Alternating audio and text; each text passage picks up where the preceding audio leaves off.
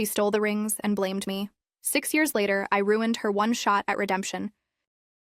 I always believed that hard work and loyalty would take you far in life. For almost a decade, I gave everything I had to Company a tight-knit business run by an owner who treated us more like family than employees. We were a small team, just 10 people, working long hours on commissioned projects for various businesses in the city. 60-hour work weeks weren't unusual, but we were never just grinding for a paycheck. We were building something together. And the owner? He made it all feel worth it. He didn't just pay us fairly. He paid us better than expected.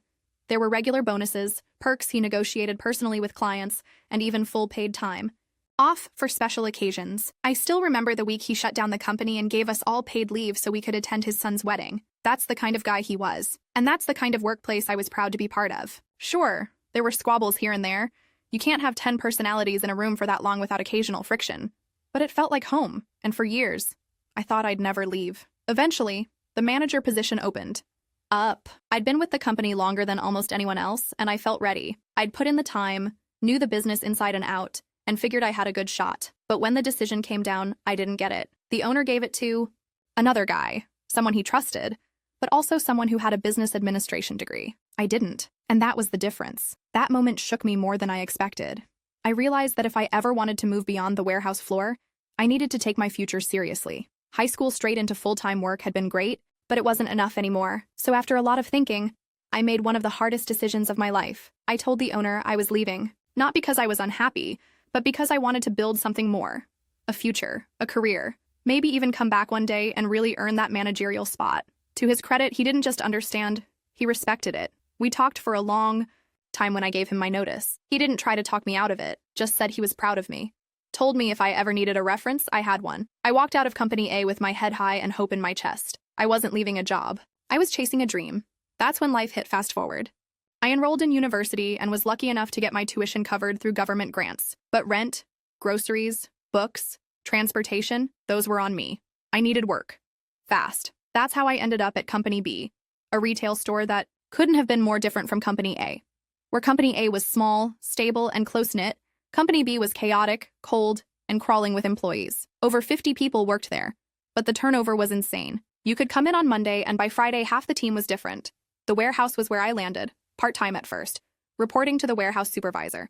He answered to the store manager, and there were other department supervisors, too. The one who mattered later was the sales supervisor. At first, it was just a job, something to pay the bills. But over time, it became more. I stuck with it through school, clocking in between classes and picking up extra shifts during breaks. I proved myself, learned the system, and when the warehouse supervisor left, I stepped up, full-time this time. I interviewed, got the role, and finally had a piece of responsibility again. For a while, things felt steady. I had my degree in progress, a job I was good at, and a new path forward. I didn't know it yet, but I was about to meet the person who would upend everything and set in motion a revenge years in the making. Things moved quickly at Company B once I became warehouse supervisor. I'd built trust with the team, streamlined inventory processes, and reworked some outdated systems that made our daily operations smoother. I even introduced protocols for handling sensitive deliveries, especially jewelry and high-value merchandise, so that nothing could slip through the cracks. Looking back, that might have been the very thing that came back to haunt me. But at the time, I thought I was just doing a good job.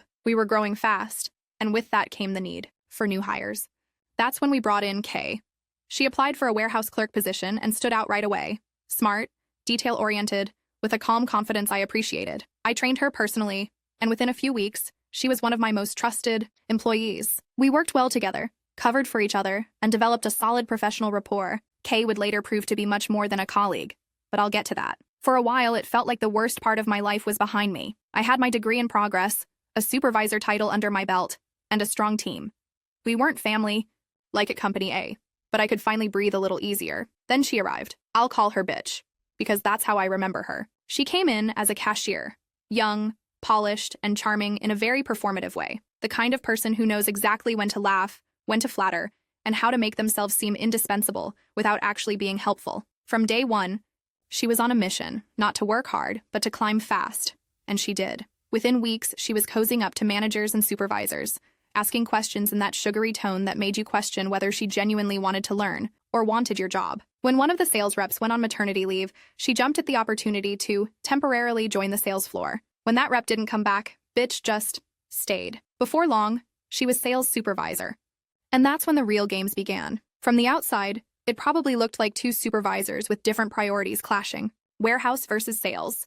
Operations versus customer service. But from the inside, it was sabotage in slow motion. Bitch hated me. I don't know if it was because I didn't kiss up to her like others did, or because I didn't back down when she tried to bulldoze meetings with her half-baked ideas. Whatever the reason, she came for me. Constantly. She'd report every minor mistake I or my team made to the manager, twist facts in meetings, talk over me, and try to spin my suggestions as hers. When she failed, she'd call me a snitch for holding her accountable. But when she succeeded, she took credit with a smile. It got to the point where her insults were so casual, so public, that people started thinking they were jokes. Inside jokes, even. But they weren't. She meant every word. She poisoned the environment with her lies, framing me as difficult, uncooperative, and lazy, when in reality I was picking up the pieces she left behind and making sure her shortcuts didn't cause bigger problems. There were days where I caught her throwing shade at my entire warehouse team, calling them slow, messy, unprofessional, all while they busted their asses to cover sales orders she couldn't manage correctly. Kay once overheard her rant to another employee that she couldn't wait for me to finally screw up enough to get canned. That one stuck with me. Still, I kept my head down and did my job. I documented what I could. Spoke with the manager when necessary. But in a place like Company B, where brown-nosing mattered more than merit, I knew I was on thin ice. No matter how clean my record was, it wouldn't matter if she made enough noise. And then, one day, the perfect storm hit. A mistake big enough to ruin someone's career. One that had my name written all over it, whether I deserved it or not. But first, a delivery arrived. It was a small box. Innocent, unassuming, containing something worth more than my annual rent. The box looked like any other delivery. Small, white, with a padded interior. But I knew better. This was one of the high-end special orders, something we only handled a few times a year. Inside was a ring set worth over $5,000, custom ordered by a niche client who had probably already been calling daily to check its arrival status. Jewelry of that value couldn't just sit on a shelf in the stockroom. That's why I developed a strict no-exceptions policy for how to handle it. Every piece of jewelry we received had to go through a full chain of custody process. Verify the item against the invoice, log it into our system, seal it with our tracking code, and, most importantly, hand-deliver it to someone who could immediately lock it in the company safe. The final step was non-negotiable. Either the store manager or a supervisor with safe access had to physically place the item inside and verify it was secured. That policy had worked for years without incident. Until that day, I signed off on the package, logged everything by the book, and told Kay, who was working nearby, that I'd be taking the jewelry straight to the office for safekeeping. The manager wasn't in, but bitch was. She had access to the safe. I didn't love the idea of interacting with her that day, especially after the fight we'd had that morning in front of the rest of the department heads, but protocols were protocols. I walked to her office, holding the box carefully, and knocked on her open door. She glanced up from her desk, saw what I had in my hands, and smirked. "Can you open the safe?" I asked plainly, not in the mood for her usual sarcasm. She looked at me, then at the jewelry box, then back to her monitor. "Just put it down on my desk," she said without even blinking. "I'll lock it up as soon as I finish this email." I hesitated. I should have waited. I should have insisted. But the day had been long. I didn't feel like being in the same room with her longer than necessary, and frankly, I trusted the system. She had safe access. She'd be liable. So I placed the box on her desk and walked out without looking back. Didn't see her lock it up. That was my first and last mistake. The next day, the world turned upside down. I was called into the office. The manager was there, along with Beach and the HR consultant, someone who only showed up when things were about to get serious. The BI air was thick. Nobody smiled. The manager didn't waste time. "The ring set is missing," he said flatly. My heart sank. "What?" Beach chimed in, too calm, too measured. "I went to put it in the display case this morning and the box was empty." Manager pulled it out from a drawer and opened it in front of me. Empty velvet lining, no ring in sight. I felt my stomach drop. "That's not possible." I followed every step. I handed it to her, I said, gesturing toward Bitch. Her eyes widened in mock innocence. "You put it on my desk. I didn't touch it after that." That's when I realized the trap had been set. There were no cameras to prove what happened. The system had gone down days ago and hadn't yet been fixed. And with no footage, it came down to her word versus mine. And she'd been laying the groundwork for this moment for months. The manager turned to me. "Were you the last person to handle the item?" I froze. "Yes, but that's enough," Beach interrupted. I wasn't even near the safe after he left. Manager held up a hand. "Let's take a break. We'll speak to you separately." I was asked to wait outside while the HR rep spoke with her. I sat in silence, staring at the floor, heart racing. A few minutes later, I was called back in. After reviewing the situation, the manager said, "We've determined that, because you were the last person to physically handle the jewelry, and there's no proof of it entering the safe, we have to let you go." The room spun. I couldn't even process it. "And just so you're aware," he added, "we're not pursuing charges. But had this gone differently, we'd have had to consider theft. That was the first time I realized they had even suspected me of stealing. My legs were shaking as I stood up, trying to keep my voice level. I told them they were making a mistake, that she was setting me up, that I had no reason to take something that would destroy everything I'd worked for. But none of it mattered. I went back to the warehouse and told Kay and the rest of the team what had happened. Kay's face said it all: disbelief, outrage, and something else I didn't recognize at the time. Something calculating. I packed my things and left the building for the last time, feeling like my life had been stolen just like that ring. And yet, I had no idea the tide was already turning. Behind the scenes, my allies were getting into position. Losing that job didn't just bruise my ego, it shattered me. One moment, I had a supervisor title, a good team, and a sense of stability. The next, I was jobless, humiliated, and carrying the weight of a silent accusation. No one said it out loud, but everyone at Company B was going to assume I stole the rings. How could they not? I'd been escorted out like a criminal. For the first few weeks, I spiraled. I didn't know what to do. Didn't know how to explain what had happened in job applications. What was I supposed to say in interviews? I swear I didn't steal a $5,000 ring, but please hire me anyway. Every potential employer would call Company B for a reference, and I knew exactly what that meant for me. My name was radioactive. I applied everywhere, even places I'd never considered before. Fast food chains, delivery services, retail shops. I just needed something to stay afloat. But rejection emails came in like clockwork.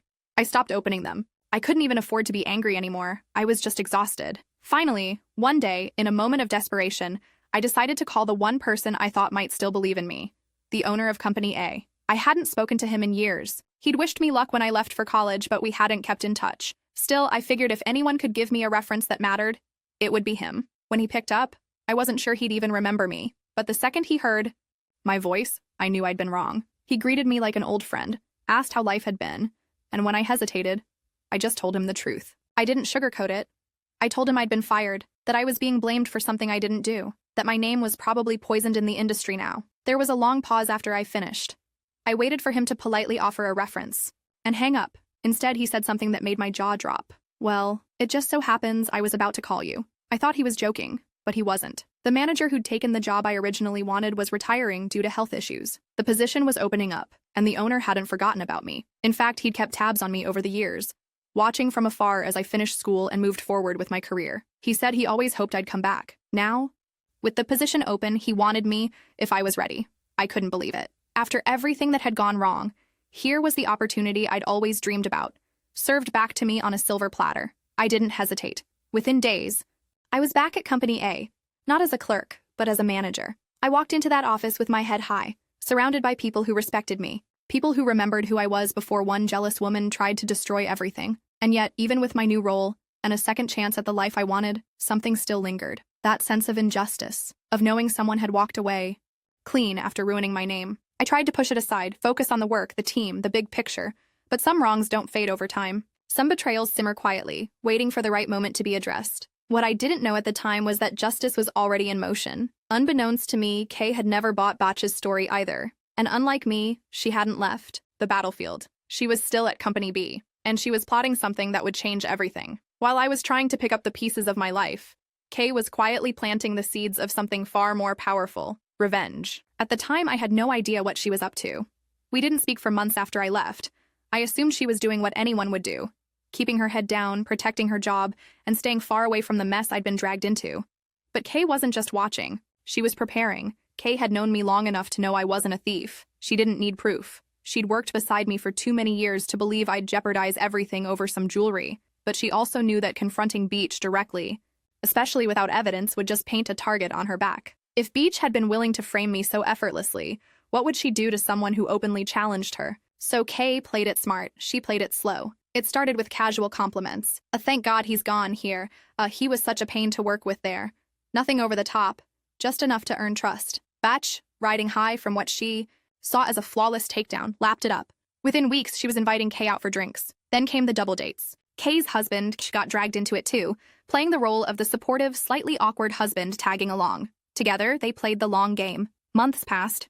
Weekends were spent at Batch's house, or at bars and restaurants where laughter flowed as easily as the liquor. Kay made sure Beach felt safe, comfortable, unthreatened. She fed the monster's ego until Beach couldn't resist bragging, and that's when Kay made her move. It happened during one of their regular get-togethers, a night of drinking and trash-talking, like many before it. Kay let the conversation drift back to old times, casually bringing up my name. She didn't push, just floated a bitter comment about how much drama I'd caused and how it was wild that the rings went missing right before I got canned. That's all it took. Maybe it was the alcohol. Maybe it was pride. Maybe it was the twisted joy of believing she'd gotten away with it. Whatever the reason, Beach smiled, leaned back, and said the words Kay had been waiting nearly a year to hear. I wanted those rings, so I stole them. KH, who had been pretending to be distracted across the room, gave a subtle signal. One hand raised, a slight wave. It looked like nothing, but it meant everything. He had already hit record. Kay played it cool, pretending to be intrigued rather, then alarmed. "No way," she said with a laugh. "You seriously took them? Like, actually stole them?" Beach didn't hesitate. "Hell yeah. I was gonna put them in the safe, but I saw my shot. The cameras were down, and he was already on thin ice. I figured, why not? Pocket the rings, blame him, and boom, problem solved." Then, as if that wasn't enough, she got up, wobbling slightly from the alcohol, and said, "Wanna see? M?" Kay followed her, trying to keep her hands from shaking. They walked down the hall to her bedroom, where Betch pulled open a drawer and pulled out the box. Same size, same padding, same stolen treasure inside. She actually showed them, and got it all. That was the night the game ended. The next morning, Kay took the recording to Company B's manager. She didn't sugarcoat anything. She explained what happened, what she had, and what they needed to do. The manager, realizing how bad things had just gotten, immediately contacted the authorities. Beach was arrested within days. Her house was raided. The rings were recovered, still tucked away in the very drawer where she'd proudly displayed them. And just like that, her empire of lies crumbled. Kay and KH gave full statements to the police. The recording became the cornerstone of the case. Beach's smug confidence turned to panic, and soon her name wasn't being whispered in admiration anymore. It was being discussed in court documents and booking reports. She had gone from rising star to criminal suspect in less than a week, and I didn't know any of this was happening. Not yet. I was living my life, working my dream job, unaware that the wheels of justice had already started turning, but the phone call that would change everything was coming. I'll never forget the day the call came. It was from the prosecutor's office. Formal, serious, and completely unexpected. The man on the other end introduced himself, then told me he was overseeing a criminal case involving a former employee of Company B. My stomach turned. Then he said her name. I didn't even have to ask what it was about. Somehow I knew. Still, I stayed silent as he continued. "We have reason to believe that the individual responsible for the theft of the ring set was not you, but the sales supervisor who accused you." I sat there, phone to my ear, stunned. He asked if I'd be willing to testify, not just about what happened with the missing jewelry, but about the toxic work environment, the months of manipulation, and the personal damage it caused. I didn't hesitate for a second. "Yes," I said. "Absolutely." When I hung up, I called Kay immediately. It had been a while since we last spoke, but I didn't even need to introduce myself. The second she picked up, she said, "So, you got the call?" We talked for over an hour. She told me everything, how she and KH had played the long game, how they'd recorded the confession, how Bitch had literally shown them the stolen rings like some kind of trophy. I was in awe. I knew Kay was sharp, but this was brilliant. Strategic, patient, and best of all, bulletproof. By the time the trial date rolled around, I was more than ready. I showed up to court in a clean suit, hair trimmed, head high. I wasn't the guy who'd been escorted out of Company B anymore. I was the man who had risen from the wreckage, and now I was going to help bury the one who tried to destroy me. Kay testified first. Calm, factual, honest. She explained the events leading up to the confession, how she'd built trust with Beach over time, and how the recording came to be. Beach followed with his statement and confirmed everything, including the chain of custody for the phone recording. Then it was my turn. Walking up to that stand, I felt every eye in the room on me, including hers. Beach sat across from me in a pressed blouse and a blank expression, but I could see it in her eyes.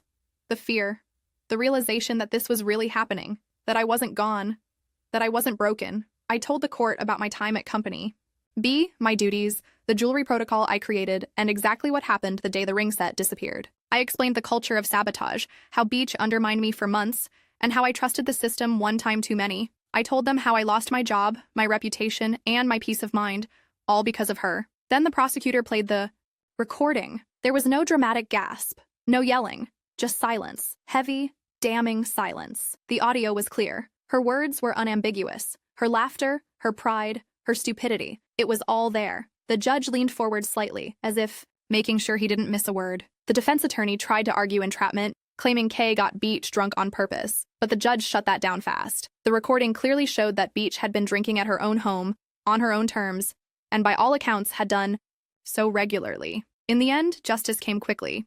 The judge sentenced her to 5 years in prison for felony theft and fraud. I won't lie. I thought she deserved more, but I also understood the system rarely gave the kind of punishment people truly earned. Still, 5 years was no slap on the wrist, especially for someone who built her whole persona on image, control, and influence. As the bailiff led her away, she looked back at me. There was no smirk this time, no fake professionalism, just the wide-eyed realization that she had lost all of it. But my journey wasn't over yet. After the trial, I met with my lawyer and decided to press forward with a civil suit, one for wrongful termination and personal damages. We initially planned to sue both Beach and Company B, but when Company B received notice of the suit, they settled almost immediately. I guess they knew they'd lose in court with the evidence now public. The terms were confidential, but let's just say they paid more than they expected to. Betch, on the other hand, tried to wriggle out of accountability. Her husband, who I later learned had been just as smug and self-serving, divorced her right after the arrest and tried to shield their assets by claiming he now owned everything. My lawyer saw right through that and added him to the suit as well. We weren't going to let either of them get away clean. We asked for $3,500. Not some astronomical number, but enough to cover lost wages, emotional distress, and legal fees. The judge ruled in our favor. It wasn't about the money, it was about the principle. She took so much from me, my career, my peace, my reputation. But now, finally, she had to pay, literally and metaphorically. And yet, the best part? The most poetic twist in this whole saga? That came years later. 6 years passed. A lot changed in that time. I'd fully settled into my role at Company A. The owner gave me room to lead, to build, and to create the kind of culture that had once meant so much to me. Our team expanded, our client base grew, and I got to mentor younger employees the same way I had once been mentored. Life, for the first time in a long while, felt steady. Balanced. K and K. We stayed in touch. They visited from time to time, and every so often we'd raise a glass to the wild story we now shared, the one where they took down a pathological liar and helped me reclaim my life. We didn't dwell on the past much, but every once in a while, when a certain ring ad came on TV or we passed by a jewelry display, we'd exchange a knowing smile. So when we lost an employee at Company A and opened up a position, it didn't even cross my mind that fate might have something else in store. I was going through a fresh stack of resumes when I saw it. Her name. I froze. Thought it had to be a coincidence. Maybe someone with the same last name. But no. The details were unmistakable. Same education, same job history, or rather a glaring 6-year gap in it. I double-checked, just to be sure, and nearly laughed. Out loud. She had applied to my company. At first, I was going to toss the resume into the trash. Shred it, even. But then I paused. No, this wasn't a trash-worthy moment. This was an opportunity. I brought it to the owner. Told him everything. Not just the story from back then, but the fact that she had actually applied. His eyebrows shot up. You want to interview her? He asked, already smiling. I didn't answer. I just nodded. The interview was scheduled like any other. She showed up right on time, dressed to impress, with a practiced smile and a portfolio tucked under her arm. She clearly didn't know who she was about to face. Maybe she assumed the hiring manager was someone new. Or maybe she thought the years had erased all memory of what she'd done. Then she walked in and saw me. The change in her face was instant. Her polished smile collapsed. Her posture stiffened, and for a second, it looked like she might turn around and walk out. But she didn't. She sat down slowly, eyes darting around the room, like she was looking for a trapdoor. I didn't offer a handshake. Didn't ask her how she'd been. I just opened her resume, looked it over like it actually mattered, then glanced back up. Biatch, I said casually. How are you? Remember me? Her lips parted slightly, but no sound came out. I closed the folder. I'm sorry, but I don't think you'll be a good fit for our company. That was it. No explanation, no argument. Just the simplest, cleanest revenge I could offer. She stood up, nodded stiffly, and walked out without saying a word. I watched her leave. I didn't smile.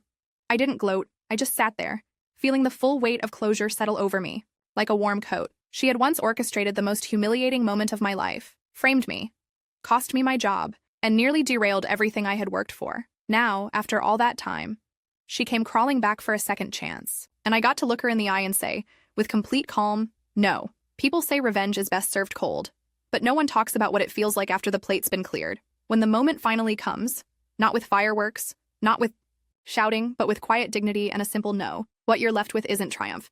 It's peace. For a long time, I thought I'd never get closure, that my name would always carry the weight of that lie, that no matter how well I did or how far I came, I'd always be that guy, the one who got fired over a missing ring. I carried that stain like a scar, even after I was cleared, even after the courtroom gavel came down. But that interview, that moment in the office when she walked in and saw me, it didn't just balance the scales. It erased the last trace of power she had over my life. She'd spent years thinking she'd buried me, but in the end, she was the one who returned, resume in hand, trying to rebuild what she shattered. And I was the one with the final word. She never spoke to me again. I never heard a rumor, a whisper, or even a social media blip about what she did after that. Maybe she moved to another city. Maybe she changed her name. Maybe she's still applying, hoping someone won't Google her history. But that's no longer my concern. What matters is that the truth won, that people like K and KH exist in the world. People willing to risk their own safety, their own comfort, to expose someone evil. That good can be patient, strategic, even slow. But when it strikes clean. In a way, I'm grateful. Not for what happened. I wouldn't wish that betrayal on anyone. But for what I learned from it. I learned that integrity matters, even when no one's watching. That trust, once broken, can destroy lives. And that karma, she's not just real. She's meticulous. So if you ever find yourself wronged by someone who seems to have everything going their way, don't give up. Don't sell out. Don't sink to their level. Just wait, because one day, they'll walk into your office trying to sell you a version of themselves you know isn't real. And you'll get to smile, lean back in your chair and say, I don't think you're a good fit. The case has been heard. The stories have been told. Now it's your turn to judge. Leave your verdict in the comments. Like, share, and subscribe. The Court of Stories is always in session.